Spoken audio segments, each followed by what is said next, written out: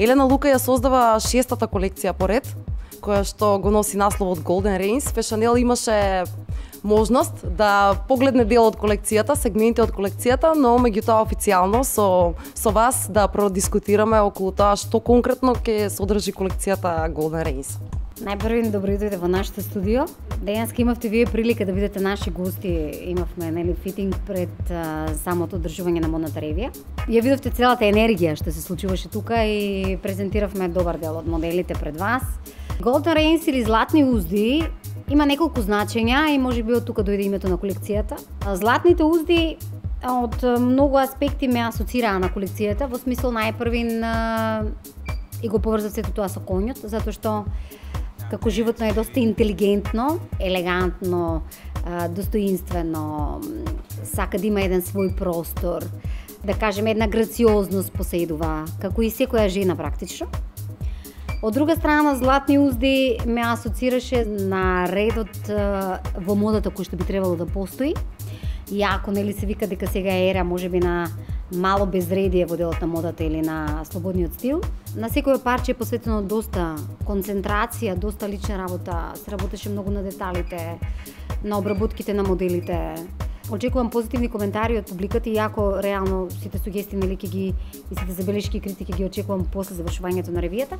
Меѓутоа мислам дека секој што е инволвиран во модата ќе осети таа посветеност на самиот модел. Самите модели имаат една посебна кројка, како и секоја колекција на Елена Лука, така и оваа колекција поседува една специфична конструкција која што ја усвоивме овој пат.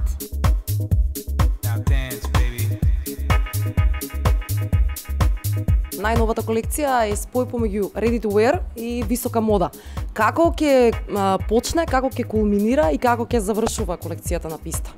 Нашето парче од ready to wear во колекцијата е сепак парче кој што има малку, да кажеме, екстраваганција во него или наликува малку на полуксузно ready to wear, би кажала облека. Значи не е тоа таа комерција кои што имаат големите комерцијални брендови или тие брендови кои што ги познаваме, кои што се носливи, него сепак има со доза на посветеност. И нормално ќе почнеме со презентирање на малку по-лајт варијантите на ready to wear парчињата, со тоа што ќе завршиме со парчиња кои што се поспецифични во изработката, кои што се во категоријата на висока мода. Поспецифични и потешки за изработка. Ќе има и интересна завршница на самата ревија. Ќе се појави еден фустан кој што мислам дека ќе е вреден за внимание на публиката и на генерално и на конзументите на модата на Елена Лука. Би споменала уште и за чантите и за чевлите кои што ќе ги видиме од најновата колекција, изгледаат навистина прекрасно. Нешто повеќе околу нив и како дојде до идејата, како ги смисливте сите тие моменти да бидат складни со креациите? Добро е да се затвори еден комплетен стајлинг од самиот бренд. А Елена Лука во континуитет прави предлог стајлинзи на нашите, да речеме, места кај што ја презентираме облеката на Елена Лука и секогаш користиме чевли и чанти од некои други брендови за да можеме да ги искомбинираме со нашата облека. После некое време нормално сватив дека е дојдено времето кога можеме да почнеме со првата поекспериментална за прв пат колекција на чанти и на чевли, за да видам како тоа како обработка ќе се спроведе на дело и каков производ ќе извадиме. Сум многу задоволна од ова што го добивме за прв пат. Елена Лука се подпишува под чанти и чевли воедно со додатоци на самата облека, на аутфитите. И сега имаме еден комплетен стајлинг и нема повеќе да се секираме, значи каков тип на чевла и на чанта да ви препорачаме заедно со тоа што треба да го носите како облека од Елена Лука. Секогаш сте интересни со тоа што на писта, досега барем на публиката и на новинарите, сте им понудиле едни поинакви модели, а овој пат за оваа колекција ќе видиме и две црномурести моделки. Кој е предизвикот да се има таков модел на писта?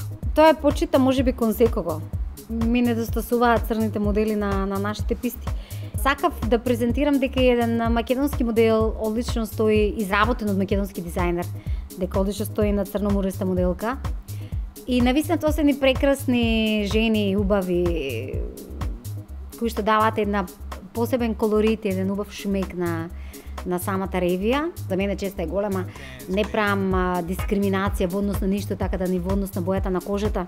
Едноставно зрачат сите исто, поинакви сме, меѓутоа сите имаме една душа, едно срце, една емоција.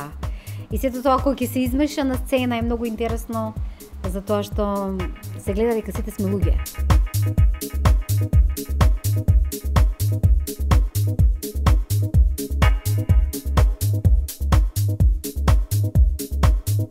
Кој беше профилот на манекенките кој што го баравте денес? Од година во година станувам се посвесна, секоја сезона практично, дека е многу тешко да се обезбедат квалитетни моделки во Македонија, професионалци во права смисла на зборот, од една страна, а од друга страна станувам се посвесна дека без добар модел, без добра моделка не можете да го презентирате сопствениот модел. Значи, можете да изработите едно прекрасно парче облека, меѓутоа, ако нема кој да го презентира тоа на вистински начин на писта и да го донесе пред публиката, вие ќе имате проблем да го презентирате правилно и може да ја намали вредноста на самото парче облека. Ако јас сакам да напредувам во создавањето на моделите и да се едуцираме секојдневно со мојот тим, очекувам дека и моделките треба да одат напред во развојот и презентацијата треба да биде на врвно професионално ниво, ако сакаш да бидеш професионалец. Ви посакувам уште многу успешни модни проекти во иднина и колекции кои што ќе ги посакуваат сите, а ќе ги видат и надвор од Македонија.